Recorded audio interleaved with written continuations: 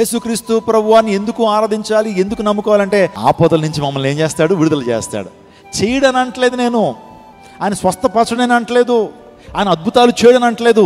కానీ నువ్వు అక్కడితోనే ఆగిపోతున్నావు. యేసుక్రీస్తు ప్రభుని ఆపద మొక్కులు దేవుడిగానే చూస్తున్నావు.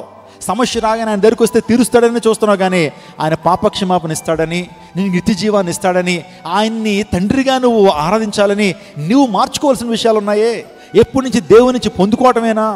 ఎప్పటి నుంచి దేవుడి నుంచి పొందుకోవాలనేటువంటి ఆలోచనే కానీ దేవునికి ఇవ్వాలనేటువంటి ఆలోచన ఉందా? దేవునికి మనమే ఇవ్వగలుగుతామండి అని మీరు అంటున్నట్లయితే దేవునికి హృదయాన్ని ఇవ్వాలా, దేవుని తలాంతులు ఇవ్వాలి, ఆ తర్వాత దేవునికి నీ యొక్క సంపాదనలో భాగాన్ని ఇవ్వాలి. దేవుని లేఖనం చెప్తా ఉంది. ఎప్పటి నుంచి దేవుని నుంచి పొందుకోవడం కాదు, దేవునికి ఇచ్చేటువంటి అనుభవంలోకి మనం ఎప్పుడు వస్తాం? దేవుణ్ణి ఆరాధించేటువంటి అనుభవంలోకి ఎప్పుడు వస్తాం?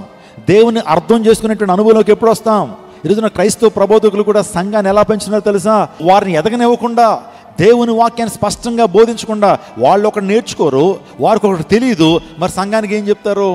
ఎప్పుడు కూడా యేసు ప్రభువు అది చేస్తాడు, ఇది చేస్తాడు, అద్భుతం చేస్తాడని ఇలాగే పెంచడం. కానీ నువ్వేమి ఇవ్వాలో, దేవునికి ఏమి ఇవ్వాలో అనే విషయాలు చెప్పబడుతున్నాయి సంఘాల్లో.